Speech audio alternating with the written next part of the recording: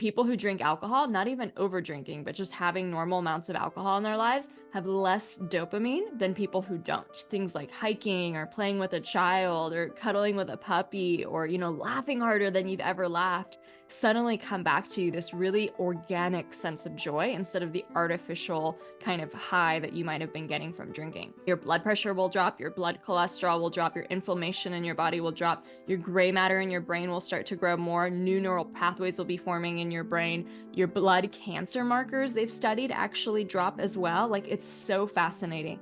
And this doesn't mean you have to not drink for 5 years. Even just 5 weeks gives all of these incredible effects. It's bad for your hormone levels. It's actually really hard for if you're trying to get fitter. Like, alcohol leads to a lot more weight gain. It really slows down your metabolism.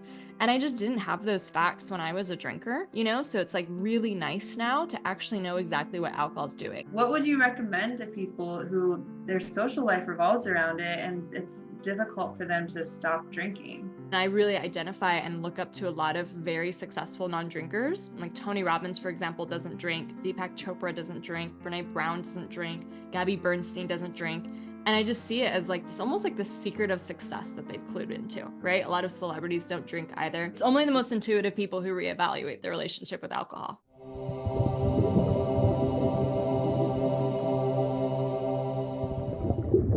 What are some of the things that happen when someone stops drinking alcohol? Such a good question. We have been kind of conditioned to have alcohol as a really normal, constant part of our lives. It's really woven into the social fabric. And, if you think about it, unless someone, has a really, really big problem with alcohol and they have to quit drinking and, go to recovery, most people who drink never have a chance to actually get a break from alcohol, unless you're pregnant or something. And so, I think it's fascinating to see what actually happens to someone who wants to get healthier when they remove alcohol, even for just a short period in their lives. So if there's a lot of effects. There are biological effects, there's emotional effects, there's soulful effects too. I go into a lot of them in my book, Euphoric, Ditch Alcohol and Gain a Happier, More Confident You. But what I noticed right away, at least in my life, and what a lot of people recognize is how much more energy they get, how much more deeper their sleep is. Even one glass of wine or any other alcohol can reduce our REM sleep cycles from about 5 to 6 that we're supposed to have a night down to just one. So you could be clocking in 8 hours of sleep and never actually getting the nourishing sleep that you need.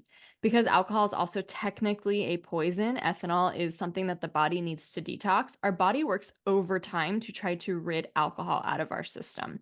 And so our body's never really fully at rest when it has to be detoxing alcohol. So I think one of those first things that happens is not only do you sleep so much better, so much deeper, and people who are wearing these wearable devices like the Oura rings or the Apple Watches can really tell the big difference, and that you feel so much more energy throughout the day. Another really fascinating thing that happens is alcohol, what it does is actually spikes our dopamine in our brain when we drink it, only for a very short time, just like any drug, right? And so what happens in the brain's like, whoa, whoa, whoa, this isn't natural, right? This is way too much. So it over time retracts the receptors that catch dopamine, meaning people who drink alcohol, not even over drinking, but just having normal amounts of alcohol in their lives, have less dopamine than people who don't. Alcohol also reduces our levels of GABA and serotonin. And because alcohol like releases all this like dopamine in a short burst that then, we become actually desensitized to dopamine over time, we also have this response in our body where we release stress hormones in response to alcohol. Because alcohol is a depressant, our body's trying to kind of wake us back up. So we release cortisol, adrenaline, and something called dynorphin into our body. Dynorphin is almost like the opposite of endorphins. It actually makes us feel really low and sad. And they found that people who commit suicide have high levels of dynorphin in their brain. So every time we drink, we're literally pumping out all these stress hormones. We're making ourselves feel anxious and sad. And then we're depleting our natural ability to feel joy.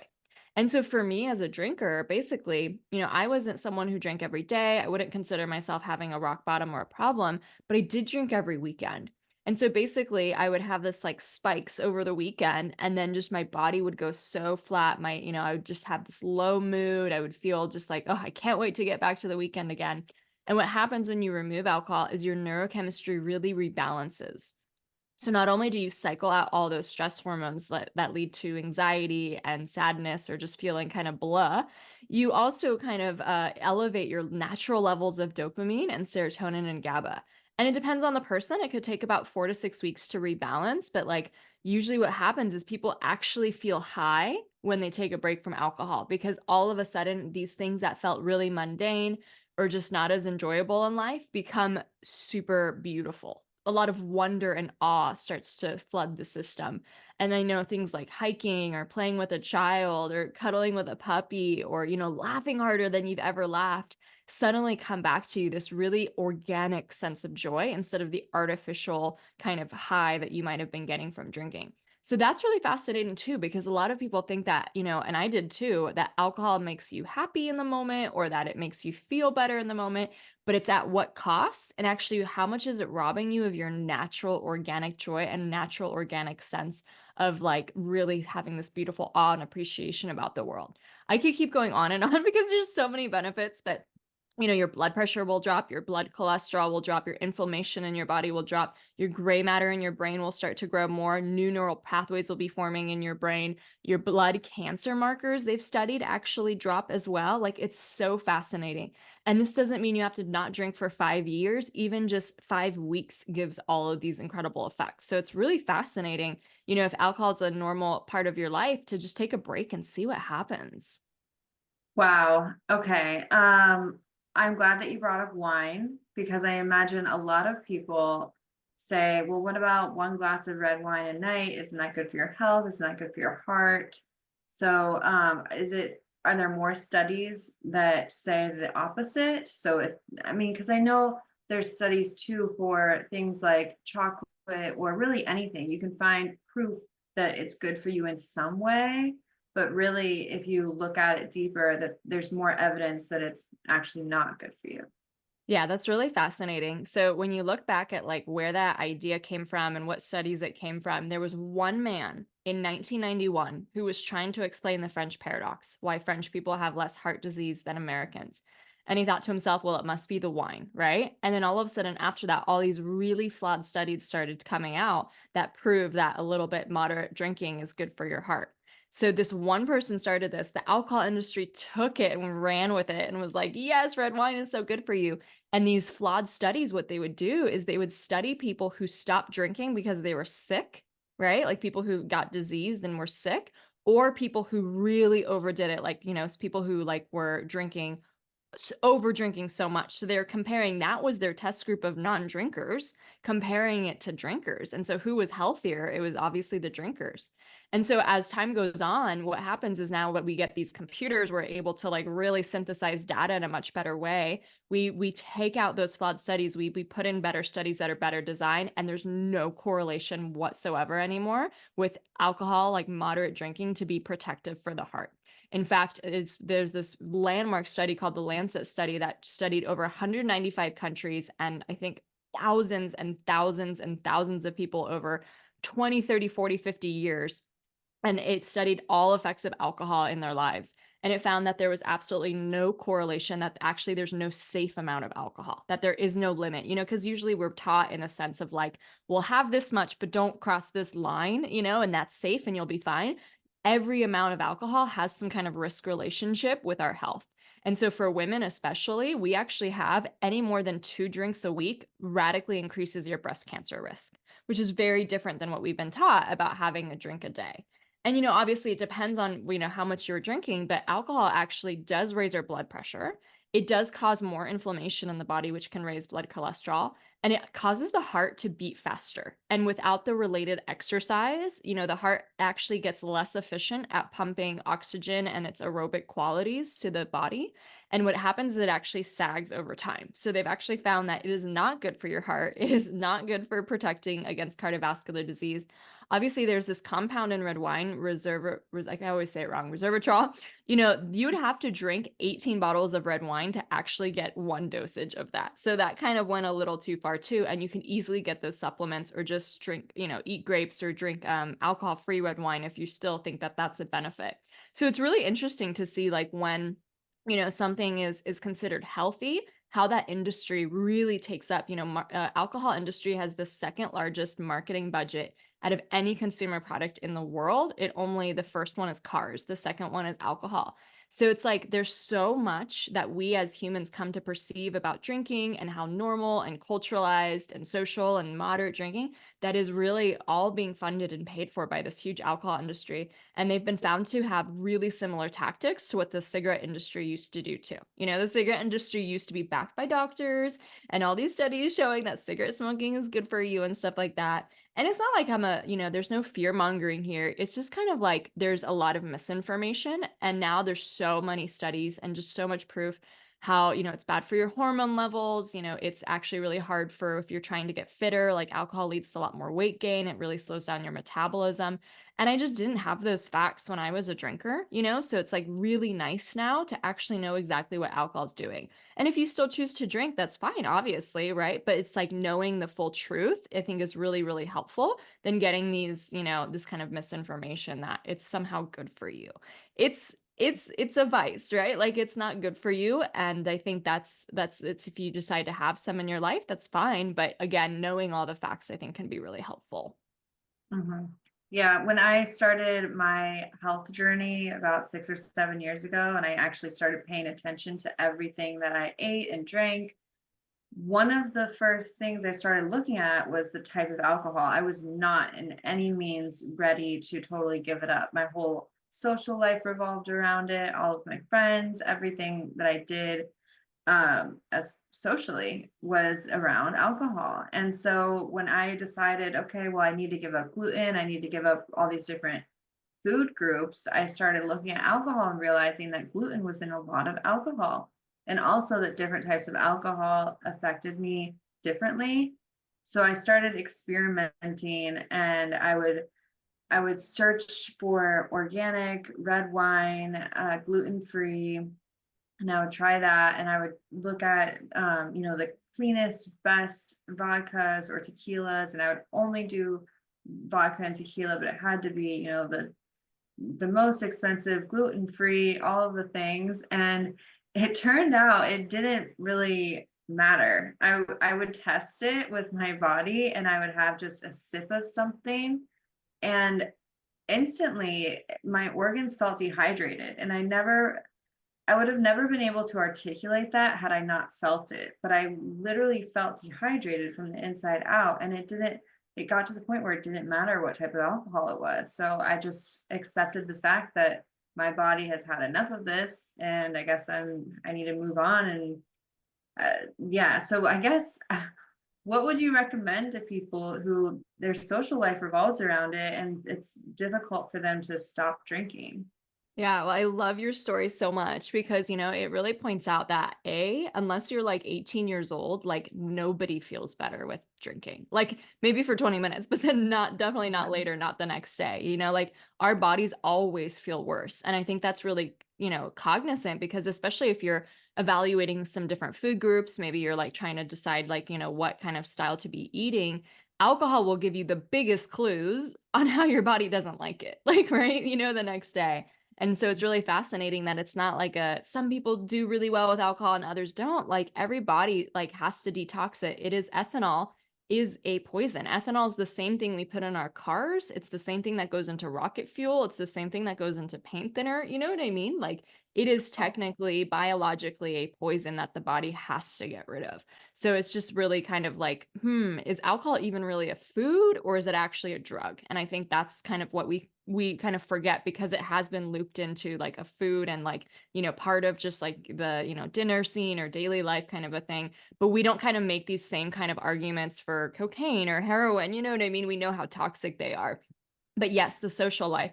So I wanted to take a break from alcohol for years because I drank basically I was really like a partier when I was younger in college and grad school, but then I got into this phase where I got really into health and mindfulness. So as I'm getting healthier, what I would do is I would just be really healthy through the week and then I would still drink every weekend, right? And that was all of my going out and my socializing.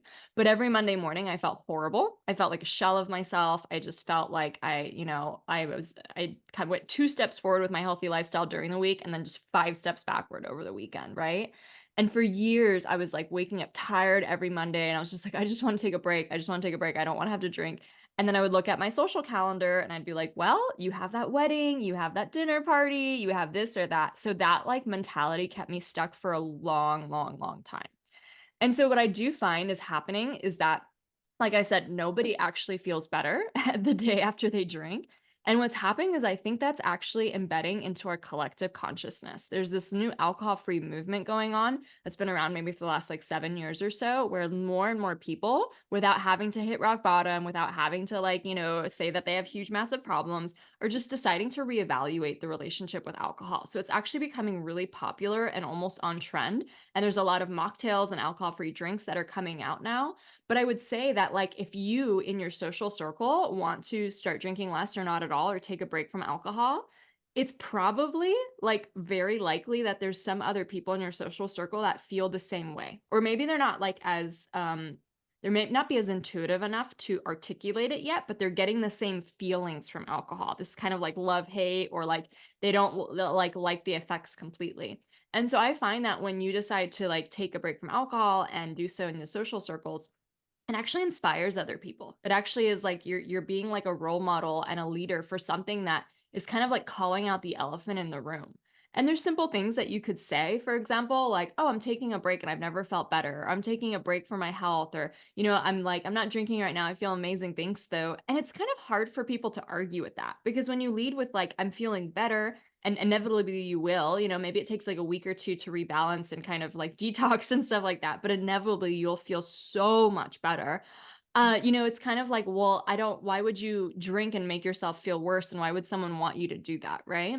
And so I just find that like there's more like permission these days to kind of live the lifestyles that are best aligned with us and our values, best aligned for our health, best aligned for our deeper goals and dreams. It's not really easy to like be super motivated to wake up and want to do these new endeavors in your life when you're kind of like battling a hangover or not feeling very good. So it's like your motivation for going after your bigger life's dreams really goes up as well when you cut out the alcohol. And so it's like, I think it's actually really asking yourself sometimes, like, what do I want to belong to? Like, what culture do I want to belong to? And I really identify and look up to a lot of very successful non-drinkers. Like Tony Robbins, for example, doesn't drink. Deepak Chopra doesn't drink. Brene Brown doesn't drink. Gabby Bernstein doesn't drink. And I just see it as like this almost like the secret of success that they've clued into, right? A lot of celebrities don't drink either. But it's also what I think is happening is that alcohol is kind of having the cigarette moment where, we are learning so much more about the effects. I just don't see how with us getting so much more health conscious that like in 100 years, why wouldn't they invent something better that's just not toxic? You know what I mean? I just can't see the logic of why as a society we continue drinking something that gives us cancer and heart disease and dementia, lowers our lifespan, makes people feel worse in the moment and stuff.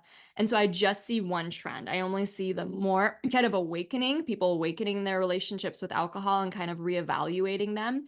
And, similar with cigarette smoking, kind of like everybody used to smoke. And now it's like, it's still there, obviously, but it's kind of a fringe activity. I kind of see like alcohol going the same way. And so right now, if you decide to, be one of the first people in your social circle to like decide to take a break, yes, you might be first, but you're kind of like the front of the bell curve. You're like the leader of the pack. And I'm promising you, like the rest of the bell curve is gonna come around, and then all your friends are gonna come asking you questions about it and getting advice from you. And then there's gonna be those last stragglers, who never really got with it. And so it's kind of asking yourself, where do I want to be? And I think it's just again, like if this isn't about quitting forever, this isn't about like making any like judgments or labels like that. It's like inviting yourself to experiment what alcohol actually like what an alcohol-free life feels like. Because most of us don't know, and especially for an extended period of time we don't know how much better we feel. We don't know how much more motivation, how much more confidence and courage we can feel. There's just so many incredible benefits. I went over a lot of the health ones already, but I think it cascades into your emotional life and into your spiritual life as well. So I guess it's just like from finding the things that you want to say that are like quick and easy, but also thinking of yourself as a leader and that people are actually kind of curious and maybe even envious of you. Like when you go to a party and you see someone eating healthy, like, yeah, someone could make fun of them and be like, "Why aren't you eating this, like, bad processed foods?" But it's like, who really is better off in that instance, you know? Yes, I know so well. You're explaining it perfectly. So this happened with me with my friend group.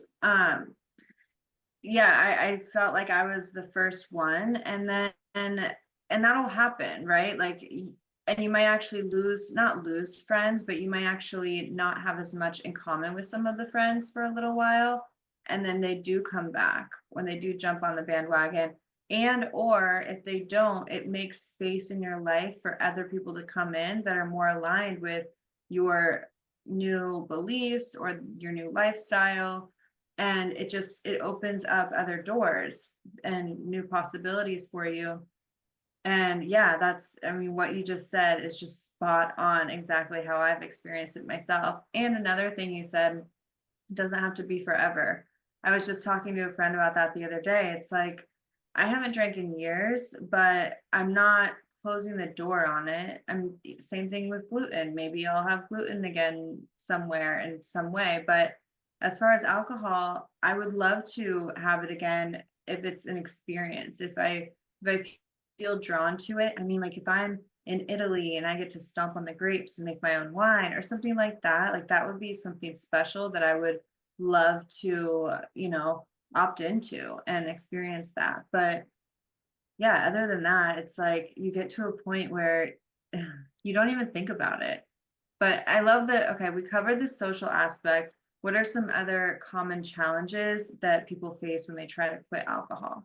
Yeah, and I think it goes back to what you just said of like, how could you get to a place where you just don't want it anymore? Right? In Mhm. your daily life, in your normal kind of situation, you reserve it for special occasions, it's fine, but like how could you actually get to a place where you don't want it instead of you're always depriving yourself, you can't have that. And I think that what happens is because we grow up in a society that venerates alcohol so much, there's so many associations we put onto alcohol. Like to me, I just think of it as a like toxic beverage in a glass. Like there's nothing else to it. As a society, though, we've put so much contextual meaning on top of it. It's this drink that makes you sophisticated, like James Bond or, like a character in Sex and the City. It's this drink that denotes that you're a connoisseur because you know all your varietals and all of your, wine, like, regions. It's this thing that denotes that you're independent or maybe even a little rebellious, because you're drinking like the guys or something like that. It's something that helps you relax. It's something that helps you get excited. It's something that helps you, like, it's like this magical cure all that isn't obviously really, but we've attached all these beliefs to alcohol. And so what happens is these get really drilled down into our subconscious. They become these beliefs that alcohol helps me. It gives me these benefits. It gives me this comfort. It gives me this pleasure. And that's really, really ingrained when and in just like a typical drinker. And so, that isn't like that's not the like black and white way of kind of seeing the world. That's a conditioned way, right? It's like you've been conditioned to like drinking. And so it's really, really fascinating to be like, how could we actually remove the subconscious desire so that it's not something that feels even compelling? It's almost like, I'm probably sure you feel this way about cigarette smoking. Like nobody could even tempt you to smoke a cigarette. Like that's almost silly, right? Like you're not like, oh, I wish I had one. You're just like, no, thank you, right? Like, how could we get to the same place with alcohol? And so, what I like to do is I like to ask my clients and people I work with is like, why do you like to drink? And when they start to give me the reasons, it starts to show what some of the underlying beliefs they have around alcohol. So a lot of people, for example, will say, well, it helps me relax, right? Like I have a hard day at work, I have to take care of the kids, pouring a glass of wine helps me relax. And it's so fascinating because, when you look at the science of alcohol, it is actually pumping out all of these stress hormones into your system. And it just numbs you for the first like 30 minutes to an hour when you're drinking it. So by relaxing, you mean just being completely shut off from your body for a little bit while you're actually pumping stress hormones into your body. Like your body is not biologically getting relaxed on alcohol. And sometimes we don't see that. We think drinking is just this 20-minute experience. It's not. It's a 48-hour experience, right? Do you feel more relaxed the next day? Do you feel more relaxed that night? Can you sleep better? Do you feel more relaxed, as you're like taking on the next day's like challenges? No, you probably have way more anxiety, stress, rumination, recrimination, all these like battling thoughts and stuff like that. So it's like we can almost debunk the idea that alcohol relaxes you and start to take away that reason as even being valid. And you can do this in everything. So, for example, I used to drink because I'm introverted and I also grew up really shy. So when I started drinking in late high school, I was like, oh my God, alcohol, it's this magical elixir. It turns me into this extrovert. And I used it as a tool to feel more confident in social situations the whole time I was a drinker, right? So I thought this belief that I never really examined was that alcohol made me more confident.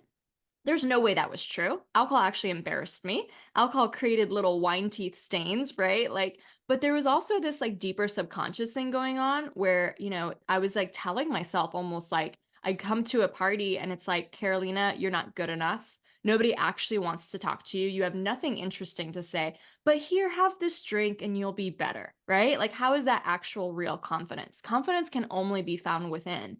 And so I had to debunk that and show myself, wow, alcohol's deteriorated my self-esteem. It's actually made my not be able to trust myself completely, right? It has never made me more confident. It's just this false sense of bravado.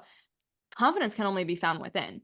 So I started building that confidence with new sober muscles and finding comfort in my skin and ability to just feel comfortable and regulate my nervous system to be able to like, handle these kind of social situations. And so there's like another more kind of like out there, maybe not a scientific way of debunking that belief, but now I've just changed that belief that alcohol actually makes me insecure, not confident. So slowly down the line, I can go down and almost debunk every single reason why I used to like to drink. And when you do this, basically it's just like changing any limiting belief. It's like you're taking away the belief's validity, you're poking holes in it and you're replacing it with a new belief. And what that does is it actually changes the subconscious desire for alcohol so that you don't want it anymore. Because if it's not giving you this inherent sense of benefits or pleasure or comfort, you've just like taken down all those beliefs. It just almost feels pointless. That is so key to do. So what I see clients struggling with is that they might not, or maybe, it's not clients because I would do this work with them, but if someone out there is just taking a break by themselves, is they're not doing this deeper belief work. So what they're doing is they're just not drinking, but they're kind of not changing their mindset at the same time, to like really find themselves and do this bigger belief work. And so that can feel like deprivation. And two, it's also going to take a while to do this. Like we have literally been conditioned to be drinking for decades and decades of our lives, even since we were children. So most of us don't drink when we're children, but we're already seeing it in our world. We're already seeing adults drink. We're seeing it on movies and TVs. And already in our minds, we're like, oh, that's what it means to be an adult. That's what it means to belong. That's what it means to join the club. I can't wait to join the club when I'm older. So it's like even goes really, really far back. Our sense of belonging is somehow now tied to this beverage. So there's a lot that goes into it. A lot of people form friendships or even couplehoods around drinking. So all of that stuff kind of needs to be unraveled so that you actually have a pure consciousness around alcohol and not really using it to meet all these needs or fill all these beliefs for yourself. So I would say is step one. And then the other challenge that I can consider is, yes, definitely socializing. I think people feel embarrassed about it. And I think that's like because we have this big dichotomy in our culture that either you're a normal drinker and everything's fine and dandy, or you're an alcoholic. And, you really went off the deep end, you were drinking vodka in the morning type of a situation, right? And so I think that this idea of even going alcohol free, say you're somewhere in the messy middle of that, right? Like most people don't have this black and white drinking habit. Normal really isn't that valid, right? Because most people actually overdrink anyway over the health guidelines. So it's like, what does normal even mean anyway? So it's a bigger spectrum than that, right? There's like sparingly drinkers, light drinker, you know what I mean? It's this all these multiple shades of gray. But let's say you're in that messy middle, it might feel kind of embarrassing to go out and say like, "Oh, I'm not drinking anymore." And then people's going to be like, "Well, what happened?" Right? So it's like that culture that we have that like you only have one reason for not drinking anymore. And I'd like to just flip that on the head and actually be like, one, nobody is owed your story. But two, most people are over drinking anyway. And you're the one who decided to not drink. And now you're the one with the problem, right? Like it makes no sense, really.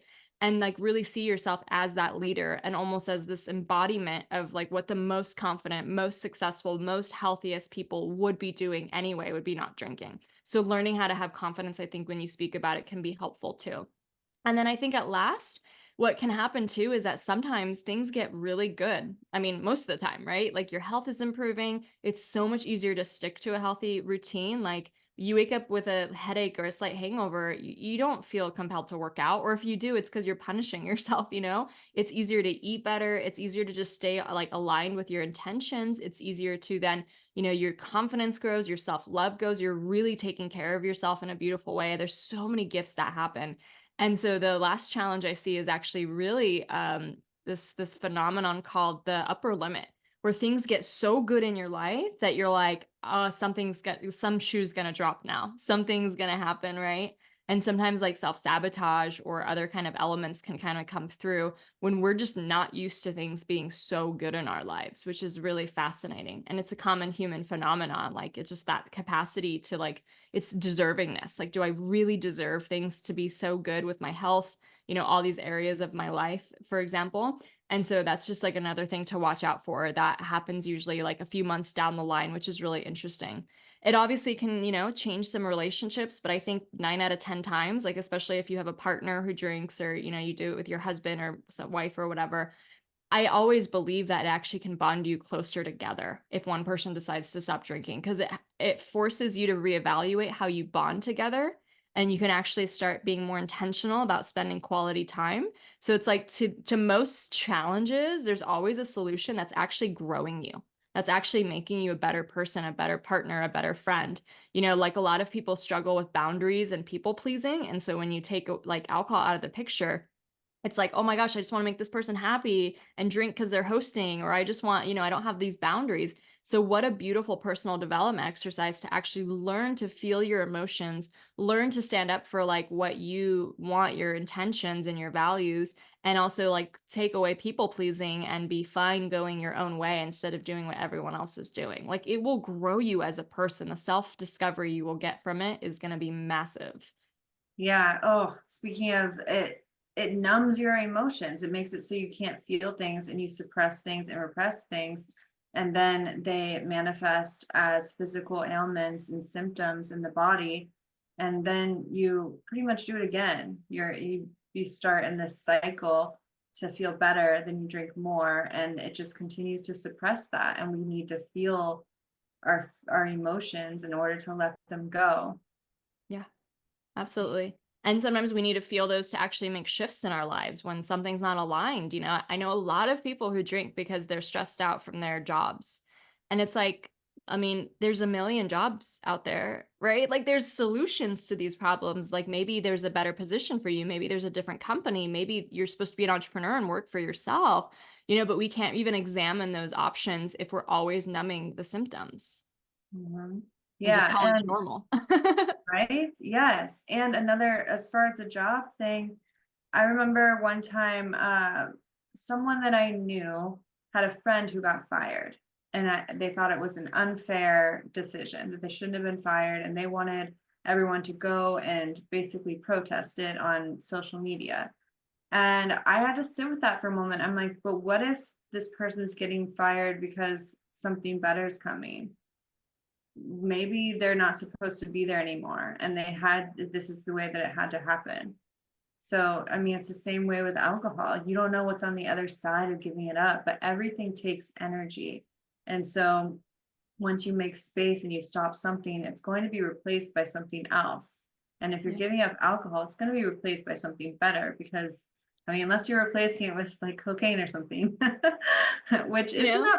isn't that funny how alcohol is the only drug where people have to justify why they don't use it. Yeah, it's insane. And it's considered one of the five most addictive drugs. Like it's more addictive than they say speed and nicotine. Like this is something we're drinking every day, right? Like doctors are telling us to drink it every day, which is just so flawed. But what you're saying about the space is so true, and like I have worked with so many people. It's actually my passion of mine to not only help women reevaluate the relationship they have with alcohol, but then in that space find their deeper purpose and find their calling. And a lot of women go on to therefore write books, launch businesses, change careers, maybe become coaches, good in the nonprofit world, become leaders somehow, get promotions, travel the world. Like all these long lost dreams come flooding to the surface. And to me, it's not even about really the alcohol. I could care less what you're drinking at the end of the day, but this beautiful space and all of these incredible gifts you get at the same time, all this energy, this renewed motivation, this drive, this self love, this confidence.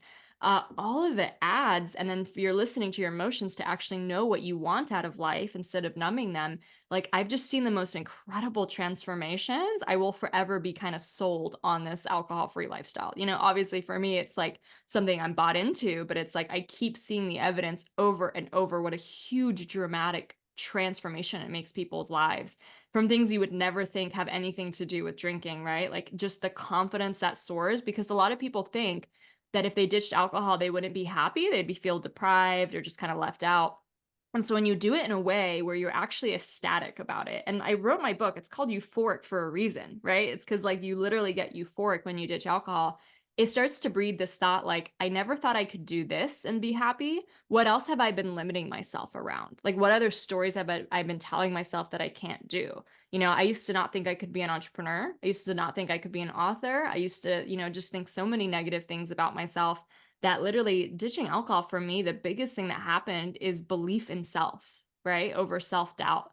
And like I've seen that over and over and over again. So it's really, really cool. Sometimes like I'll go on a show and people will be like, really? Like you just remove alcohol and then all of a sudden you become like a millionaire.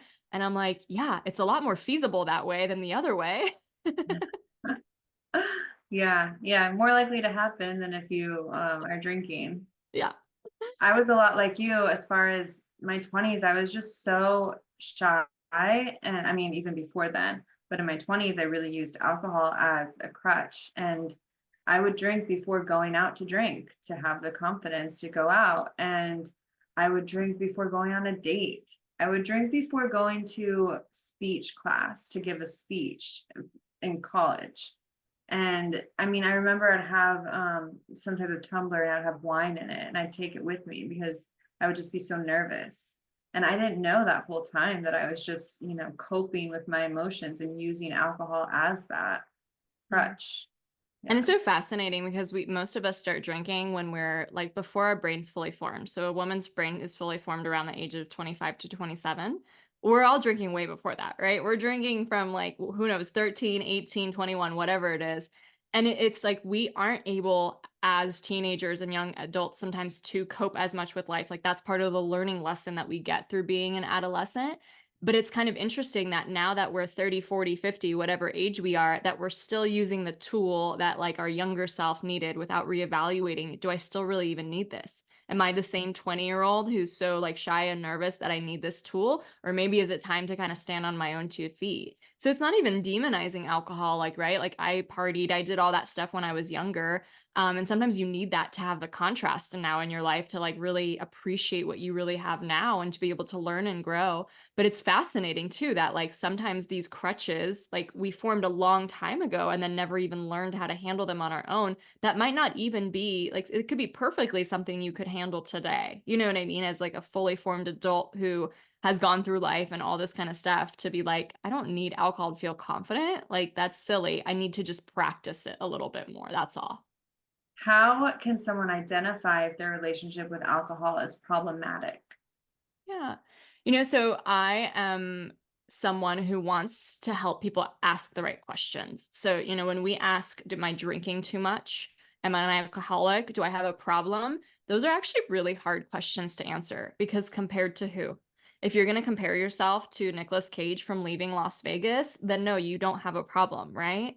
And so it's like these questions aren't very helpful and they're also very stigmifying because it necessitates that you have to have a problem in order to do something about your relationship with alcohol. Questions that I like so much better because I wish that I had these tools back then, because I was in this like kind of sober curious but not really changing my relationship with alcohol stage of my life for years. Years, years, years, years. Like I knew life would be better without alcohol, but I just didn't do anything about it. And so the questions I wish I had back then is A, is alcohol making me happy? Not like in the first 20 minutes, like in the whole long run, is actually alcohol making me happy in life? Or is it leading to a lot of the stress, a lot of rumination, a lot of the recrimination, a lot of the Monday blues, the Sunday blues, right? Like, is it actually making me happier over time? Two, is it aligned with my values?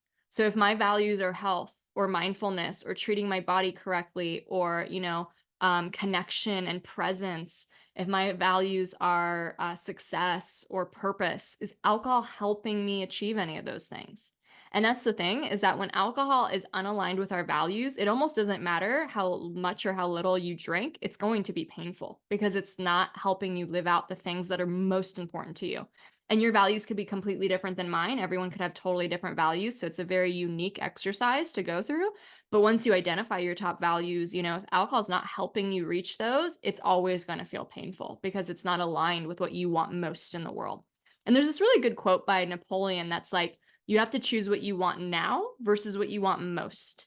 And it's kind of like pitting immediate gratification with like the things that are actually the most fulfilling for you. And when you start to see things that way, it's kind of easier to choose the things that you actually really value the most, that you really want, in a sense, like that give you the most fulfillment. And the last question I would ask is alcohol helping me achieve my bigger dreams and goals? Right? I wanted to write a novel for so long. I'd always wanted to be a writer, but when I started like really drinking in college, my writing completely dried up. I used to be a little kid who would like write poems and little stories and stuff. And as I go to college, like I can't write anymore. Like my emotions are so numb that I can't access that skill anymore. And so I always still wanted to be a writer, but as a drinker, I just never wrote. And I remember having this New Year's resolution every year being like, okay, this is the year I'm going to write. I'm going to like sit aside 30 minutes every week and write. And I would do it the first week in January and then never again. And it was crazy because like I had almost given up on that dream and goal. I was just like, I'm just never going to be able to do it. It's not going to happen for me. And let's be honest, it was so much easier to open a bottle of wine than write the next great American novel, right? But when I went alcohol free, all of a sudden I started journaling like crazy. Like all of a sudden it just came back. And one day I was in Hawaii. It was my first vacation alcohol free. And I was watching the sunset, and all these other people were kind of like rushing to get up to the bar to like get a drink so they could watch the sunset. And I'm like, no, you're missing it. Like the universe has painted this miracle in the sky. And I just felt so in tune and in touch with it.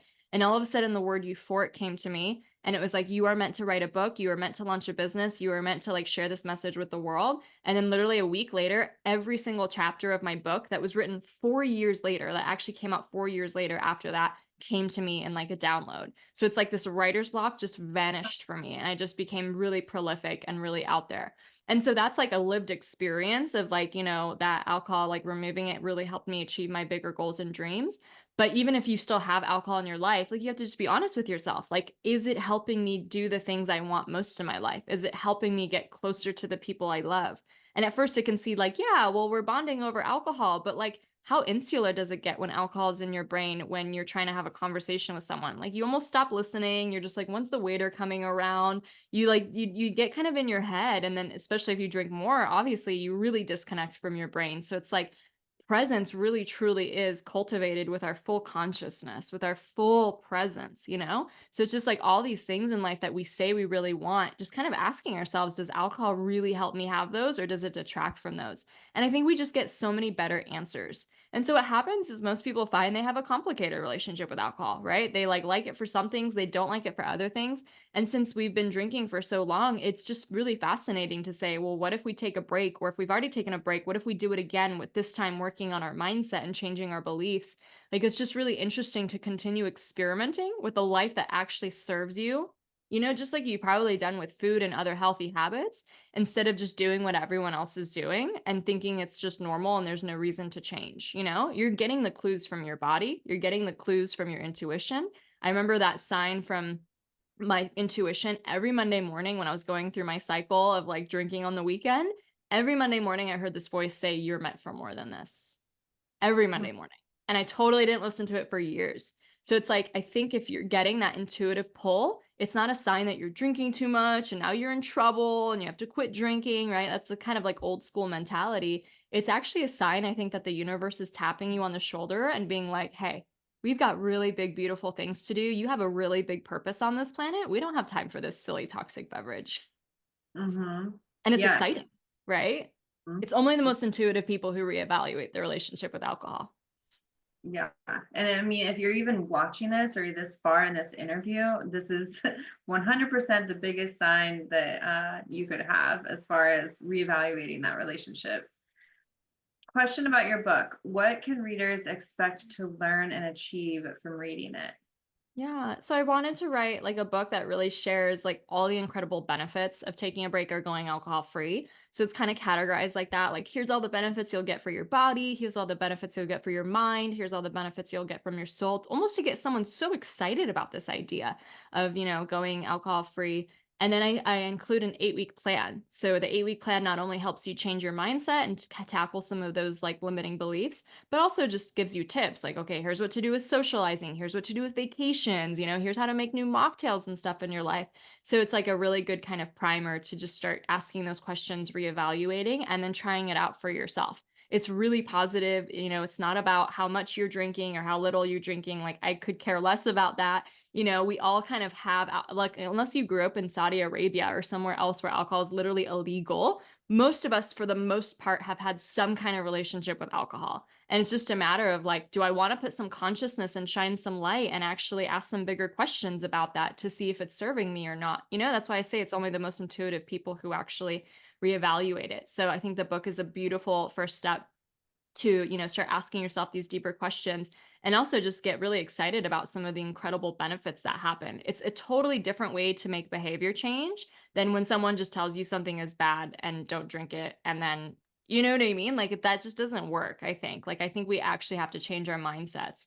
And so, it's a really just exciting kind of proposition to be able to try. Mhm. Do you work with people one-on-one who are trying to quit drinking? Yeah, so I have a lot of different programs. And so we do have my signature program called Become Euphoric, which is like my master plan.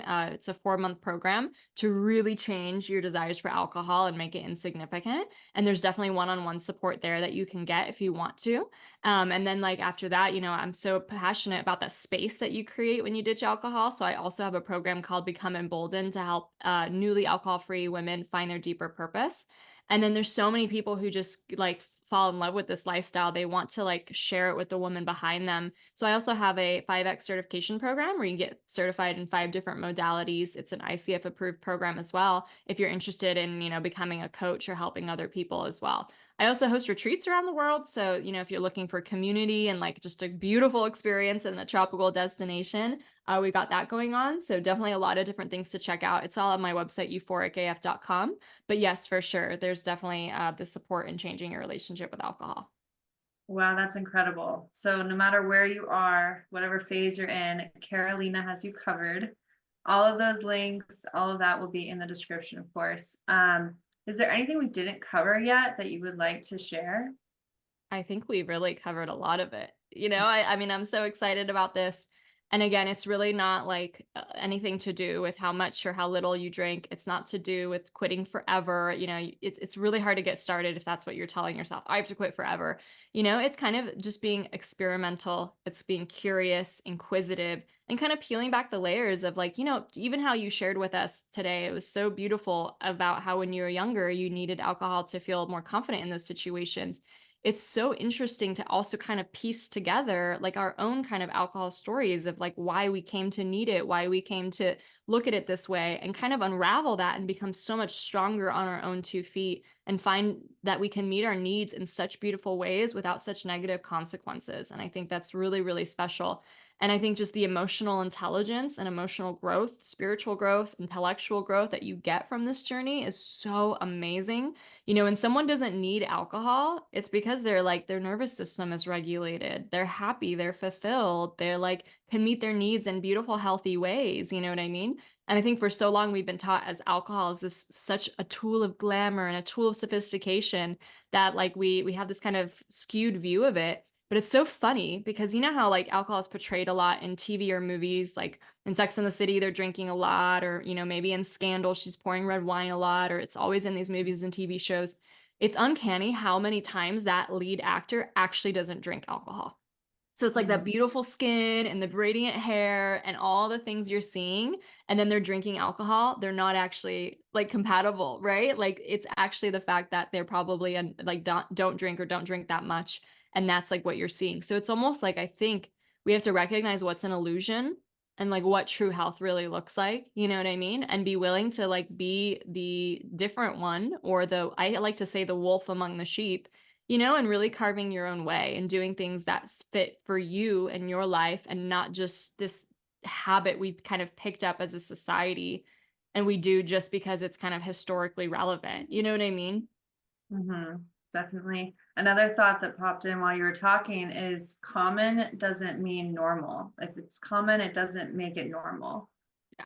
And you know the statistics, like most people are unhealthy, most people are unhappy, and most people are unfulfilled. The larger majority of people, at least in the United States.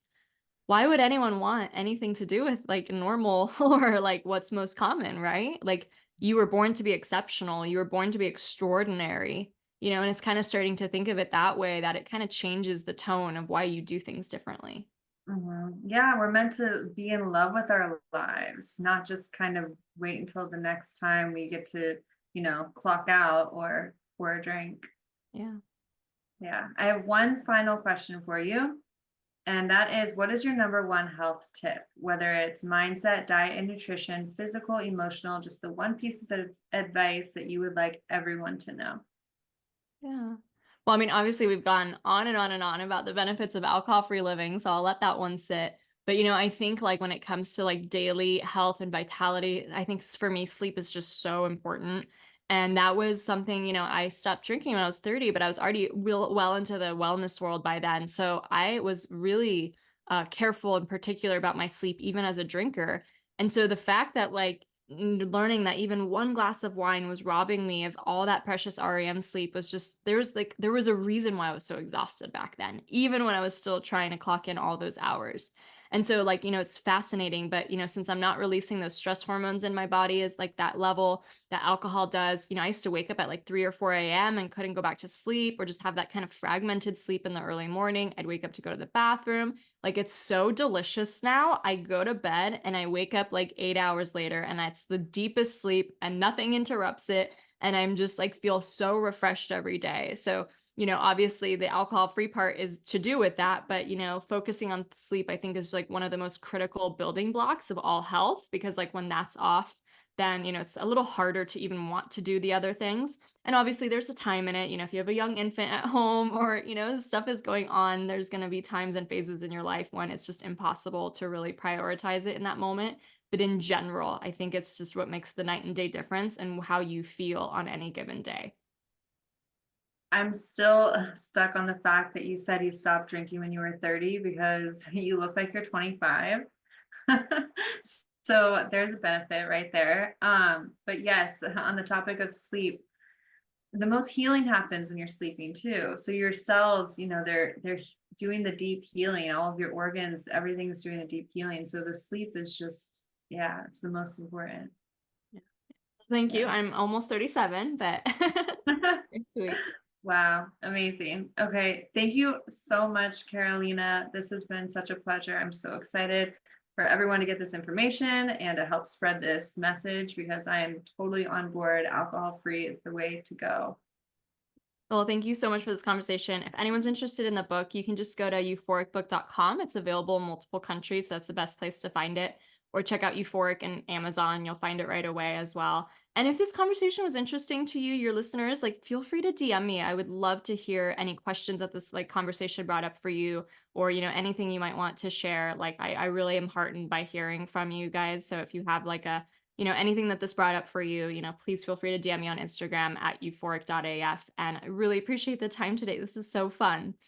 Yes, this was wonderful. Thank you so much again. And if you enjoyed this interview, make sure that you subscribe and come back next week for another amazing guest like Carolina. And thank you so much for listening.